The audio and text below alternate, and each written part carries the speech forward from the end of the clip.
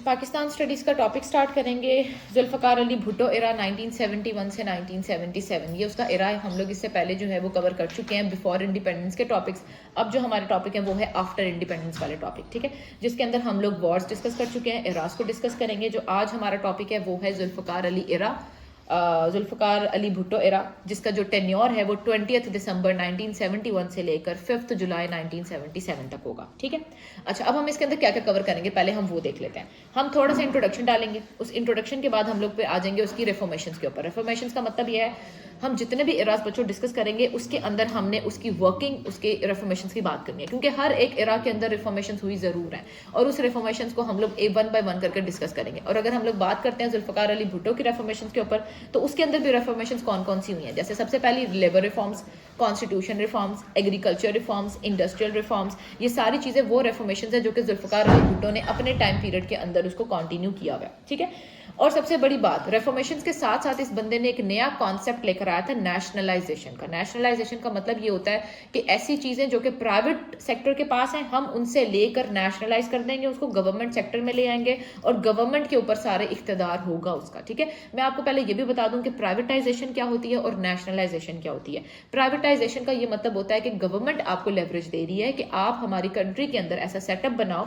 जो कि पूरा का पूरा आपके कंट्रोल में होगा, आप उसकी रेगुलेशंस करेंगे, आप उसके लॉज बनाएंगे, आप उसको जनरेट करेंगे, आप उसको डेवलप करेंगे, but for the development of the Pakistan. मतलब आपने वो जो सेक्टर होगा उसकी प्रोडक्शन आपने पाकिस्तान की डेवलपमेंट और इकोनॉमिक डेवलपमेंट के ऊपर लगानी है। मतलब कि पाकिस्तान की वो इंडस्ट्री जो है वो बिल्डअप करे, ग्रोन अप करे और वो जो है वो अपग्रेड हो जाए, ठीक है।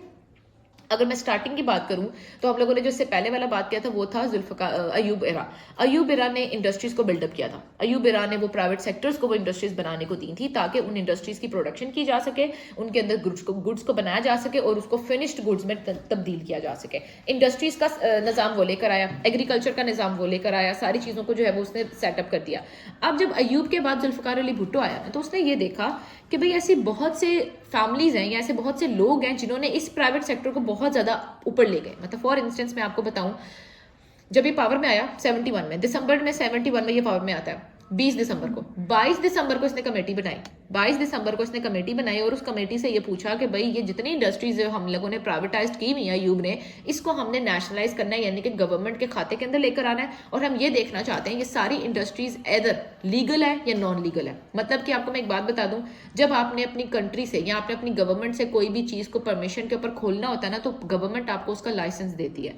अगर आपके पास विदाउट लाइसेंस वो काम चल रहा होता है तो वो नॉन लीगल होता है। लाइसेंस का मतलब ये होता है कि आपकी जितना आप जनरेट कर रहे हो वो सारा आपकी गवर्नमेंट के पास उसका रिकॉर्ड है कि आप कितना कमा रहे हो, कितनी प्रोडक्शन है, उसके अकॉर्डिंगली हम कंट्री के अंदर कितना लगा सकते हैं, ठीक है। तो अब इसका क्या हुआ कि जैसे जुल्फ़कार अली भुट्टो 20 दिसंबर को आता है तो 22 दिसंबर को इसने कमेटी बिठाई और 22 रॉयल फैमिलीज को इसने सिलेक्ट किया। 22 रॉयल फैमिलीज कौन सी थी? पूरे पाकिस्तान के अंदर बच्चों, ईस्ट एंड वेस्ट, सॉरी हम ईस्ट तो खैर सेपरेट ही हो गया था, मगर वेस्ट की बात करते हैं। पूरे पाकिस्तान के अंदर 22 आपकी फैमिलीज ऐसी थी जिनके पास अनलिमिटेड इंडस्ट्रीज थी और विदाउट लाइसेंस वो काम कर रही थी। और अगर मैं आपको एक इंडस्ट्री के लाइसेंस की बात करूँ ना तो वो भी जाकर आप समझ लो कि कोई 1+ में जाता है लाइसेंस। और अगर हम लोग सारी इंडस्ट्रीज यानी कि जो आपकी 100 इंडस्ट्रीज हैं, 100+ इंडस्ट्रीज ऐसी थी जो कि लाइसेंस के बिना काम कर रही थी, तो अगर हम उनके रुपीज में कन्वर्ट करें तो वो 100, आप समझ लो कि मिलियन रुपीज जो आप कहते हो वो पैसा गवर्नमेंट को नहीं दिया गया था। मतलब कि आज आपने प्रॉपर्टी खरीदी है और आप प्रॉपर्टी का टैक्स नहीं देते हो तो कुछ सालों बाद आपकी अमाउंट कितनी ज़्यादा हो जाएगी, और वो अमाउंट किसकी है? वो गवर्नमेंट ने आपसे लेनी है और वो आपकी जिम्मेदारी बनती है, वो आपका राइट बनता है कि आपने वो टैक्स जो है वो प्रॉपर्टी का पे करना है। और अगर आप वो पे नहीं करते हो तो उसका मतलब हुआ कि आप नॉन लीगल तरीके से उसको एग्जीक्यूट कर रहे हो। इन लोगों ने जब इनको एक चीज़ मिल गई ना कि भाई आप प्राइवेटली कर सकते हो, हमें कोई मसला नहीं, हमें सिर्फ कमीशन से मसला है, हम जो है वो आपको हर एक चीज़ लेकर देंगे, बस आपने पाकिस्तान की इंडस्ट्रीज को अच्छा बनाना है, ठीक है। अब इन्होंने क्या करना शुरू कर दिया, कुछ इंडस्ट्रीज हैं जो लाइसेंस पे चल रही है, कुछ इंडस्ट्रीज नॉन लाइसेंस चल रही है। इसने आते साथ जो जितनी नॉन लाइसेंस इंडस्ट्रीज थी उसको सारा कर लिया गवर्नमेंट के खाते में, ताकि गवर्नमेंट अब इसके ऊपर काम करेगी, गवर्नमेंट इससे प्रोडक्शन करेगी, गवर्नमेंट की सारी सैलरीज निकालेगी और गवर्नमेंट को पता होगा हमारे पास कितना बजट है और हमने उसके अकॉर्डिंगली कितना काम करना है, ठीक हो गया। मतलब अब ये समझ लो ये बंदा भी आया 2 दिन में अंदर इसने अपनी 22 रॉयल फैमिलीज का पूरा चिट्टा खट्टा खोल दिया और उन सारी इंडस्ट्रीज को जो है वो बैन कर दिया और सबको जो है वो खत्म कर दिया। क्लियर है बात? ये सब हो गया। अब इसने और क्या काम किया, इसने बैंक्स और इंश्योरेंस कंपनीज को भी नेशनलाइज किया। मैं आपको ये भी बता दूं कि जो 22 रॉयल फैमिलीज थी ना उन्होंने इंडस्ट्रीज के साथ साथ अपना प्राइवेट बैंक भी खोला हुआ था। मतलब आप देखो इतना कमा रहे हो तो आपके पास तो एक्सेसिव मनी होगी ना, एक्स्ट्रा मनी है। आपने सोचा कि हम लोग इससे और कमा लेते हैं। जैसे बैंक्स में अगर आप देखते हो बैंक के पास अपना पैसा नहीं होता, बैंक आप ही के पैसों को आगे रेगुलेट करता है, इन्वेस्ट करता है और वहां से प्रॉफिट आपको देता है। इन्होंने भी अपना प्राइवेट बैंक खोला कि हमारे पास जो इतनी इंडस्ट्री से पैसा आ रहा है, हम क्या करेंगे, हम अपने बैंक खोलेंगे। बैंक क्या करेगा, बैंक नीडी लोगों को लोन देगा और उनसे जो पैसा आएगा वो भी हम खाएंगे। वो प्राइवेट बैंक्स जिनका कोई लाइसेंस नहीं, वो प्राइवेट बैंक्स जिनकी कोई रिकॉर्ड नहीं है, ना ही पाकिस्तान उसकी इजाजत दे रहा है। तो फिर इस बंदे ने क्या किया, आते साथ उन सबको नेशनलाइज कर दिया। अब नेशनलाइज का मतलब मैं आपको पॉइंट बताना चाह रही हूँ कि नेशनलाइज अगर कहीं पे वर्ड पे यूज होता है, इसका मतलब क्या हुआ, उसकी ऑनरशिप गवर्नमेंट के पास आ गई है। और प्राइवेट का मतलब होता है कि उसकी ऑनरशिप किसी भी पर्टिकुलर प्राइवेटाइज को आपने दे दिया। क्लियर। पाकिस्तान के अंदर प्राइवेट सेक्टर को भी प्रमोट किया जाता है, पाकिस्तान के अंदर नेशनलिज्म को भी सपोर्ट किया जाता है। ठीक है, यानी कि पाकिस्तान की गवर्नमेंट पर डिपेंड करता है कि अगर उनको लगे कि भाई हमें जो है वो नेशनलाइज कर देना चाहिए तो वो नेशनलाइज कर देते हैं। अगर उन्हें लगे कि नहीं प्राइवेट सेक्टर्स के पास ही ठीक है इंडस्ट्रीज, तो वो प्राइवेट सेक्टर्स के पास चली जाती है। रिसेंटली अगर मैं बात करूं तो बहुत सारी हमारी इंडस्ट्रीज प्राइवेट में काम कर रही हैं और बहुत सारी इंडस्ट्रीज हमारी नेशनल में भी काम कर रही हैं। दोनों सेक्टर्स के ऊपर हम लोग ग्रोन अप कर रहे हैं और देख रहे हैं कि हम इंडस्ट्रियल वाइज में और इकोनॉमिक वाइज में किस तरह से जा सकते हैं।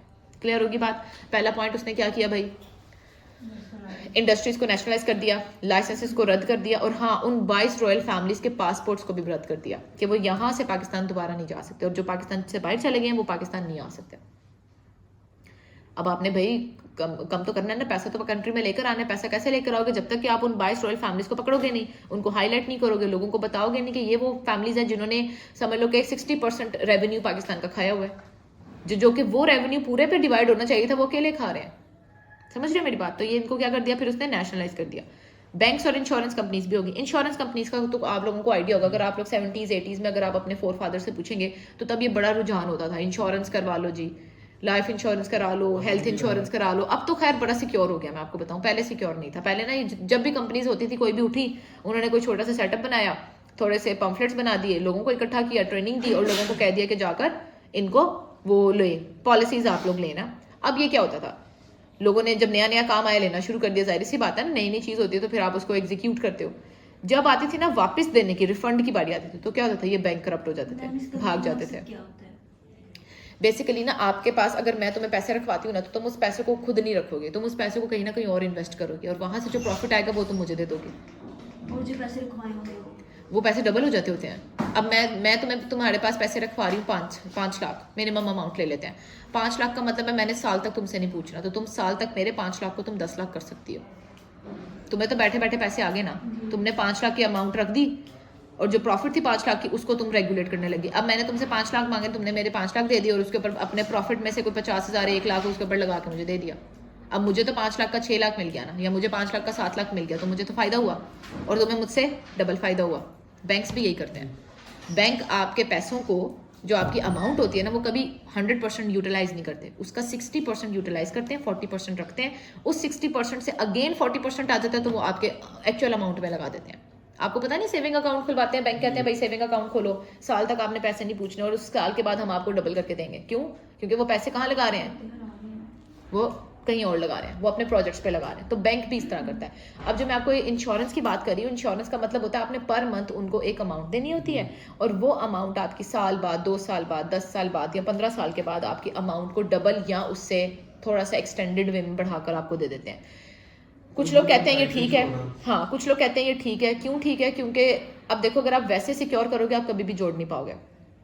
ठीक है, आपको एक अमाउंट मिल जाती है, एक बनी हुई अमाउंट होती है जहां पर आपने सेव किया, जब आपको नीड हो रही है आप वहां से निकाल लेते हो। लेकिन इसमें बहुत सारे क्राइटेरिया टफ कर दिए गए। लाइफ इंश्योरेंस तो बहुत ही टफ है, उसके लिए आपका मेडिकल देखा जाता है, आपका पूरा प्रॉपर्टी देखी जाती है, एक्सेस देखा जाता है, आपका बैकग्राउंड देखा जाता है, फिर जाकर आपको लाइफ इंश्योरेंस होती है। लेकिन लाइफ इंश्योरेंस का भी ये मतलब होता है फायदा तुम्हें नहीं होगा, फायदा तुम्हारी फैमिली को होगा। तो इंश्योरेंस में मैं आपको बता रही हूँ कि लोगों ने क्या करना शुरू कर दिया था, फ्रॉड करना शुरू कर दिया था, स्कैम होने लग गए थे लोगों के साथ कि लोग पैसे रखवाते थे और 6 महीने बाद या साल के बाद उन्हें वो पैसे नहीं मिलते थे, जिसकी वजह से उन लोगों ने इंश्योरेंस कंपनीज के ऊपर जो ट्रस्ट था वो खो दिया।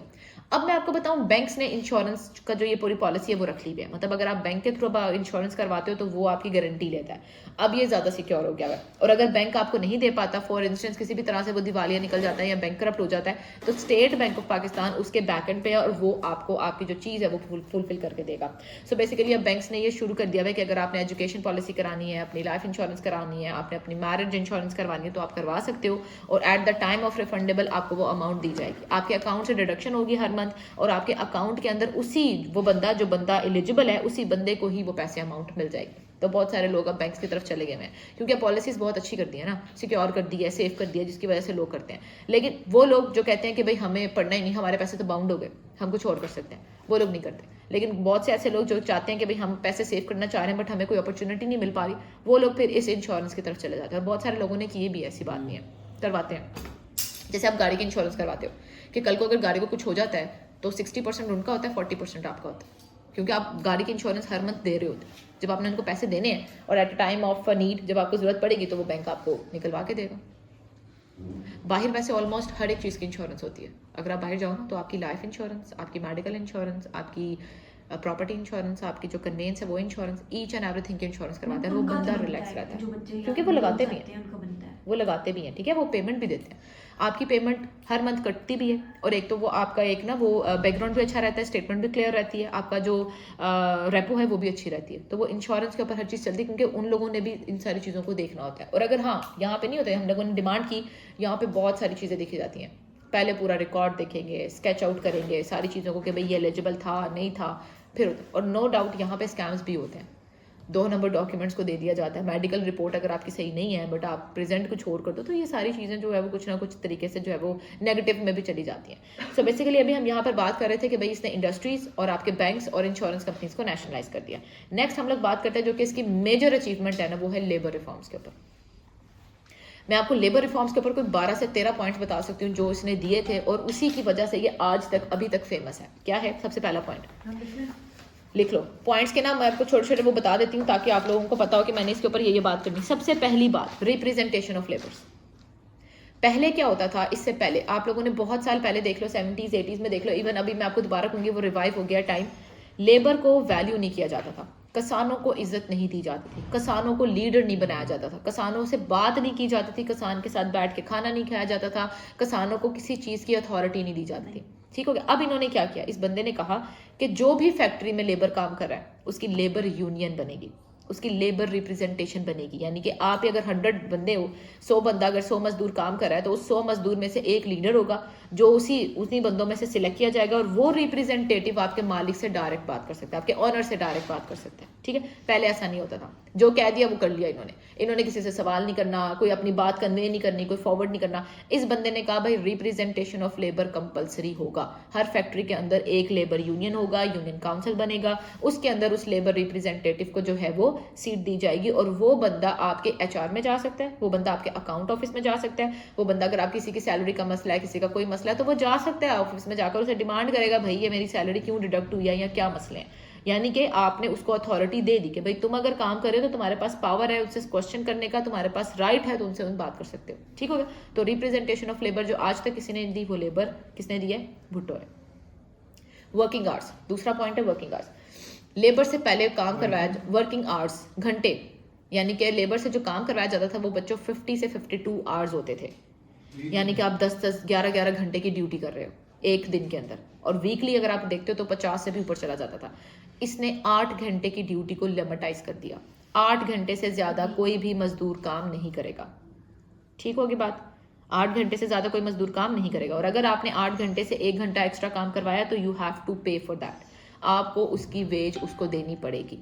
क्लियर होगी बात। नेक्स्ट आ जाता है एक्सेसिव प्रोडक्शन। एक्सेसिव प्रोडक्शन का मतलब क्या होता है कि अगर आपने अपनी प्रोडक्शन ज्यादा बनानी है तो आप उस प्रोडक्ट का जो एक्सेसिव पार्ट का प्रॉफिट होगा वो भी आप लेबर को दोगे। मतलब फॉर इंस्टेंस मेरा आज का टारगेट था कि मैंने 100 बल्ब बनवाने थे, लेबर ने मुझे बना के दे दिए 200, तो वो जो 100 बल्ब एक्स्ट्रा है ना, उसकी जो प्रॉफिट होगा वो मैं किसको दूंगी? लेबर को दूंगी। यहाँ पर ऐसा नहीं होता, यहाँ पर ऐसा नहीं होता। दिहाड़ी में मजदूरों को पकड़ लिया जाता है कि भाई तुम्हें 1000-1200 रुपये दिहाड़ी दे दी, अब मैं उसमें जितना मर्जी काम करवाऊँ तुमसे 8 घंटे के अंदर। आपने यहाँ पर क्या कर दिया है, वर्क को लिमिटाइज कर दिया है, घंटों को लिमिटाइज कर दिया है, उसकी रिप्रेजेंटेशन दे दी है ताकि उसको पता हो कि भाई मेरी भी कुछ वैल्यू है, मैं अगर काम कर रहा हूँ तो मैंने इसका पे बैक करना है। क्लियर होगी बात। नेक्स्ट आ जाता है बोनसेस और एनुअल इंक्रीमेंट। बोनसेस और एनुअल इंक्रीमेंट में बच्चों क्या आता है, इस बंदे ने बोला कि अगर आपने लेबर 1 साल हो गया आपके पास काम कर रहा है तो आपने साल के बाद उसकी जो पर मंथ की सैलरी होगी वो डबल करके दोगे। फॉर इंस्टेंस अगर मैं कहती हूँ कि मैं लेबर को दे रही हूँ महीने का 20,000 रुपया, तो जब अगले साल का जनवरी आएगा ना तो मैं 20,000 के साथ 20,000 दूंगी, यानी कि साल के बाद उसको कितना मिलेगा, 40,000। वो क्या हो गया, एनुअल इंक्रीमेंट हो गया। पूरे साल का एक जो 20,000 होगा वो मैं तुम्हें साल की एक इंक्रीमेंट दूंगी कि तुमने साल के बाद साल मेरे साथ काम कर लिया और साल के बाद मैं तुम्हारी जो जितने टोटल मंथ की सैलरी बनती है उसको मैं डबल करके दूंगी जनवरी के अंदर, बस मतलब कोई भी मंथ में आपको बता दूं उसके बाद। ये हो गया एनुअल इंक्रीमेंट। बोनसेस क्या होते हैं, फॉर इंस्टेंस रमदान आया, ईद आया, तो आपने उसको बोनस देना है, आपने उसको एक्स्ट्रा इंसेंटिव देना है, आपने अगर एक्स्ट्रा काम करवा लिया तो उसका बोनस देना है, आपने अगर वो बंदा बहुत अच्छे से काम कर रहा है, लॉयल्टी से काम कर रहा है, सिंसेरिटी से काम करना है, तो आपने उसको बोनस देना है। इससे क्या होगा कि लोगों के पास एक इंकरेजमेंट आएगी और वो लेबर जो जहाँ पे जिस भी फैक्ट्री में काम कर रहा होगा वहां से काम नहीं छोड़ेगा। ऐसे ही है ना, फिर जब उसकी हर एक चीज पूरी हो रही है तो उसको क्या लगे। सेकेंडली मेडिकल अलाउंस देना है। मेडिकल अलाउंस क्या भाई, जितना भी लेबर आपके पास है आप उसका फ्री मेडिकल चेकअप करोगे, और अगर ड्यूरिंग काम करते हुए उसको कोई चोट लग गई है, उसको कोई इंजरी हो गई है, तो उसका इलाज भी फैक्ट्री ऑनर करेगा। आप वो अपने पैसों से इलाज नहीं करेगा, फैक्ट्री ऑनर ही उसको लेके जाएगा, उसको मेडिकल अलाउंस कराएगा और सारा कुछ करेगा।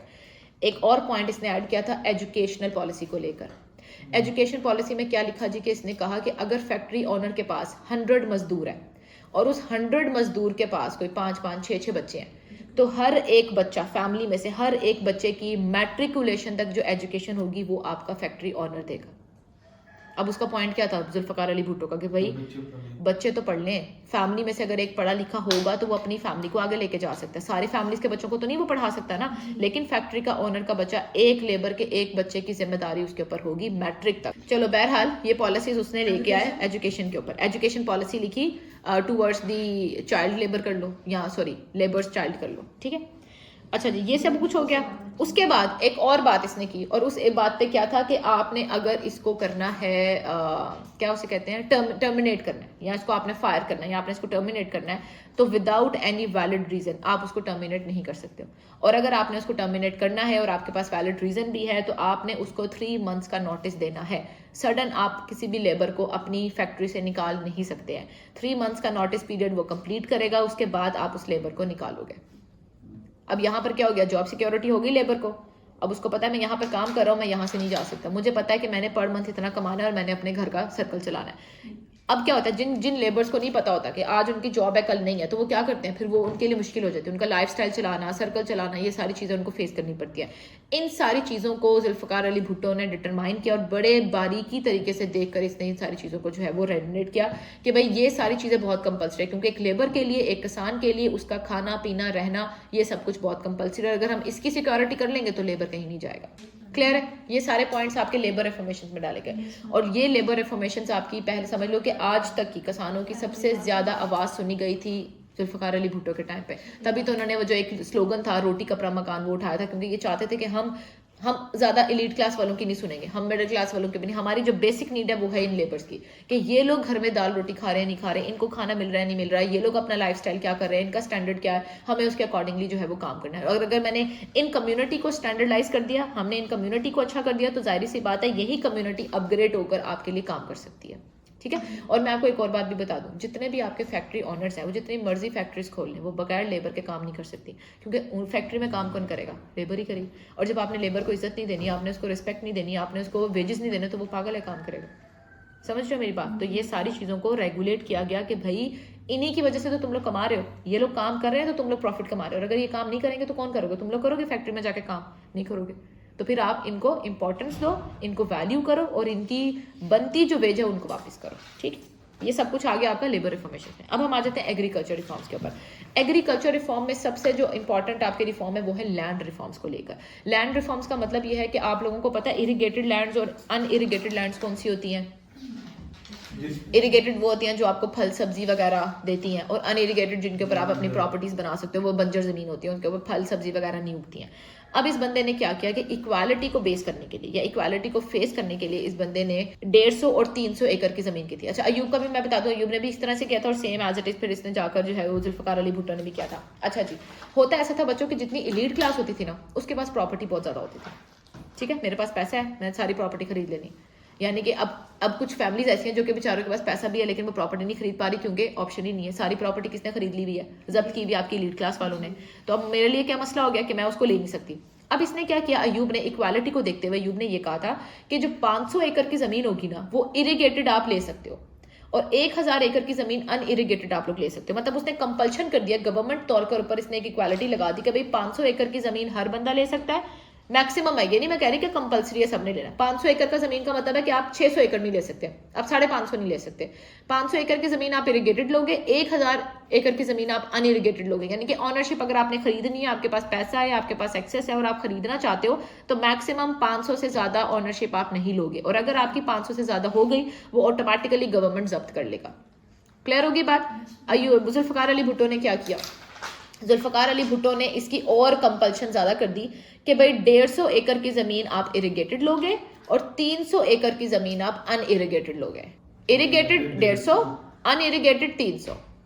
लेकिन इसमें एक थोड़ा सा ना इसने एक ऑप्शन डाला था कि अगर कोई भी ग्रुप या कोई भी बंदा जो चाहते हैं कि हम ना एजुकेशन सेटअप बनाना चाहते हैं, हम जैसे तालीमी इदारा बनाना चाहते हैं, तो हम उसको लेवरेज दे देंगे 300 से लेकर 500 तक का वो ले सकते हैं। क्योंकि आपका पॉइंट ऑफ व्यू ये है ना कि भाई हमें एजुकेशन देनी है, हमने लोगों को बनाना है, तो हमारे लिए 300 एकड़ की जमीन कम है, हमें आप ज्यादा दो ताकि हम बड़ा सेटअप बनाए, डिपार्टमेंट्स बनाए, चीजें बनाए, तो आप हमें उस पर लेवरेज दे सकते हो। तो ऐसा ही होता है। इवन हर गवर्नमेंट अगर आप उसको पर्पस अपना बताते हो कि मुझे एजुकेशनल सिस्टम या एजुकेशनल बैकग्राउंड को सेटअप करना है तो आपके लिए उस लेवरेज को ऑन कर दिया जाता है। लेकिन जो भी आप जमीन लोगे वो सब का सब आपकी गवर्नमेंट के उसमें होगी, नजर में होगी और उससे लाइसेंस लेकर आप काम कर सकते हो, अदरवाइज नहीं होगा। मतलब परमिशन आपको परमिट मिलेगा तो आप उसके ऊपर प्रॉपर्टी बना सकते हो, अदरवाइज नहीं बना सकते। ये हो गया आपका एग्रीकल्चर के ऊपर। सेकेंडली इसने एक और बात बोली थी एग्रीकल्चर में कि ऐसी इंडस्ट्रीज जो कि एग्रीकल्चर बेस्ड काम करती हैं, फॉर इंस्टेंस कि अगर मैं कहती हूँ कि जी हमारी इंडस्ट्री है जो कि चावल के जो बोरी हैं उसको प्रिपेयर करती है, तो इसका मतलब क्या हुआ कि मैं ऐसी इंडस्ट्री को ज़्यादा प्रमोट करूंगी क्योंकि वो किससे लिंक आउट कर रही है, एग्रीकल्चर के साथ कर रही है। ऐसी चीज़ें जो लेबलिंग कर रही है, ऐसी इंडस्ट्रीज जो कि उसको पैकेजिंग के ऊपर कर रही है, ऐसी इंडस्ट्रीज जो उसको यूटिलाइज कर रही है फिनिश गुड्स में कर रही है, ऐसी इंडस्ट्रीज को जो कि एग्रीकल्चर के प्रोडक्ट्स के साथ बेस्ड करती है, मैं उसको प्रमोट करूंगा क्योंकि ये चाहता है कि एग्रीकल्चर और इंडस्ट्रीज दोनों को बिल्डअप किया जा सके, अच्छा बनाया जा सके। ठीक है, तो ये इनको जो है वो फिर इसने ज़्यादा किया था। अच्छा, अब हम आ जाते हैं इंपोर्ट एक्सपोर्ट के ऊपर। इंपोर्ट एक्सपोर्ट की अगर मैं बात करूँ तो इंपोर्ट एक्सपोर्ट हमारी शुरू से लेकर अब तक जो है वो इसी तरह से चलती जा रही है, 50-50 हो रही है। हाँ, हमारे बहुत सारे ऐसे प्रोडक्ट्स हैं जो कि बाहर जाते हैं और एक्सपोर्ट होते हैं। उनमें से अगर मैं आपको बता दूँ तो सब्जियों में आपका आ जाएगा आलू, आपका प्याज, और ये दो तो बहुत ही दी मोस्ट डिमांडेड आपके प्रोडक्ट्स हैं। अगर हम लोग फ्रूट्स की बात करते हैं तो उसमें आपका मैंगो, स्ट्रॉबेरी आ जाएगा, फिर आपका जो है वो एप्पल, कुछ क्वालिटी का एप्पल भी जो है वो कुछ क्वालिटी का जो है वो जाता है। तो बेसिकली एक्सपोर्ट का मतलब क्या हुआ कि हम यहाँ से वो प्रोडक्ट बाहर बेच रहे हैं और बाहर की करेंसी को अपनी कंट्री के अंदर लेकर आ रहे हैं। ठीक है, इंपोर्ट का मतलब ये होता है कि हम अपनी कंट्री के अंदर किसी और कंट्री की चीज़ को लेकर आ रहे हैं, हम उसको पैसे दे रहे हैं। ठीक है, तो हम लोग कहते हैं कि साल के बाद ना इसका एनुअल डेबिट और क्रेडिट देखते हैं कि हमारा इंपोर्ट एक्सपोर्ट कितना गया। अगर हम लोग एक्सपोर्ट ज़्यादा कर रहे हैं, हम लोग अच्छे हैं, हमारा ट्रेडिंग अच्छा है, हमारा कॉमर्स अच्छा है। अगर हम लोग इंपोर्ट ज्यादा करें तो इसका मतलब क्या हुआ कि हम अपनी करेंसी को खुद डीवैल्यूएट करें और बहुत सारा पैसा जो है वो बाहर इन्वेस्ट करें। तो हमें इंपोर्ट को रोकना है और एक्सपोर्ट को ज्यादा करना है, क्योंकि एक्सपोर्ट जितना ज्यादा करेंगे उतनी बाहर की करेंसी हमारी कंट्री के अंदर ज्यादा आएगी। तो इंपोर्ट एक्सपोर्ट अगर देखें तो ये इसी तरह से डाउन चलता रहता है, 50-50 में। कभी बहुत अच्छा हो जाता है, सीजन वाइज होता है ना, हमारा सीजन अगर अच्छा हुआ तो अच्छा एक्सपोर्ट हो जाता है, सीजन अच्छा ना हुआ या वेदर कुछ खराब हो गया, कुछ सर्कमस्टांसेस हो गए, उसकी वजह से फिर हमें बेयर करना पड़ता है। ठीक है, जैसे अभी कुछ देर पहले अगर आपने देखा होगा, जैसे टमाटर बहुत महंगे हो गए थे क्योंकि उसकी प्रोडक्शन जो है वो उस तरह से नहीं हुई थी और उसकी जो फसल है वो खराब हो गई थी। और कभी कभार यही टमाटर जिनको कोई पूछता नहीं था वो 10 रुपए किलो मिल जाते होते थे, तो अब वो जो है वो लास्ट मेरा ख्याल है 250-300 तक भी पहुंच गया था ये। तो मतलब डिपेंड करता है कि आपकी सप्लाई एंड डिमांड क्या है, और अगर आपकी प्रोडक्शन कम हुई है तो वो उसकी चीजें ज्यादा हो जाएंगी। और मैं आपको बताऊं, बाहर लोगों में ना एक मेंटालिटी है, अगर बाहर कोई चीज बहुत महंगी है ना, वो बाहर के सारे लोग ना यूनिटी बना लेते हैं। वो यूनिटी क्या बनाते हैं कि अगर हम इसको खरीदेंगे नहीं ना, ये पड़ा खराब हो जाएगा। तो फिर जिसने इस पर इन्वेस्टमेंट की होगी वो क्या करेगा, वो ऑटोमेटिकली फिर अपनी प्रॉफिट को कम मार्जिन में लेकर आएगा। नो डाउट थोड़ा सा डिलेमा यहाँ पर यह है कि जो चीज़ ज़्यादा महंगी है ना उसको ज़्यादा खरीद के एक लिबरेट किया जाता है कि भाई हमने ये चीज़ को बाय किया, बल्कि बहुत सारी मीम्स भी इसके ऊपर बन गई थी कि लड़की ने जो है वो दुल्हन का जोड़ा पहना हुआ है और टमाटर जो है ना वो लगाए हुए हैं कि भाई हम पता नहीं कितने अमीर है। तो मतलब आपकी एक ये साइकी होती है कि शायद आपने ये चीज़ को बाय कर लिया ना तो आप पता नहीं कितने मॉडरेट हो गए। बाहर लोग इस चीज़ को नहीं समझते, वो ये समझते हैं कि जब हमारे एक्सेस में नहीं है ना तो हम सब यूनिटी करके उसके ऊपर बात करेंगे, क्योंकि हमें वो चीज़ को चेंज करना है। यहाँ पर हम लोग चेंज क्यों नहीं कर पाते? क्योंकि यहाँ पर उसको सपोर्ट करने वाले बहुत ज़्यादा हो जाते हैं। जब आपने किसी चीज़ को चेंज करना होता है ना तो आपको यूनिटी दिखानी पड़ती है और उस यूनिटी के ऊपर आपको सेम काम करना पड़ता है, फिर जाकर आप उसके ऊपर काम कर सकते हैं। ठीक है, तो बच्चे ये हो गया आपका इंपोर्ट एक्सपोर्ट हो गया सारा। एंड नेक्स्ट में जाकर लास्ट में मैंने आप लोगों को करवाया है जी कॉन्स्टिट्यूशन 1973 का। अच्छा मैं आपको बता दूं, जब जुल्फ़िकार अली भुट्टो 71 में आया था तो याहिया ने जो इससे पहले था, याहिया ने इसको जो है वो पावर ट्रांसफर की थी बीइंग अ प्रेसिडेंट। तो ये 71 में प्रेसिडेंशियल गवर्नमेंट में रहा है। प्रेसिडेंशियल फॉर्म ऑफ गवर्नमेंट हमारी 71 से 73 तक रही है।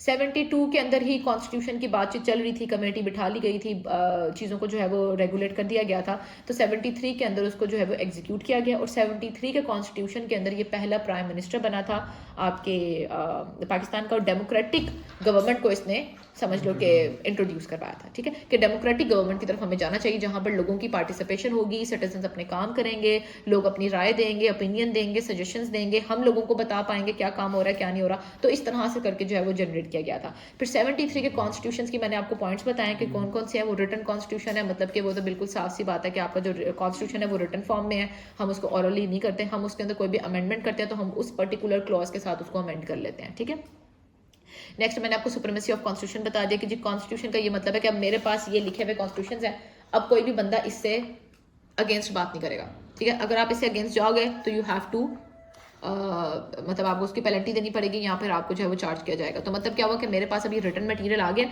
इससे अगेंस्ट कोई भी बात होगी तो उससे हम क्या करेंगे, उसको जो है वो पूरा का पूरा उसको जो है वो ओब्लीज्ड करेंगे या उसको जो है वो ऑफेंड करेंगे। ठीक है, ये चीज़ें हो गई।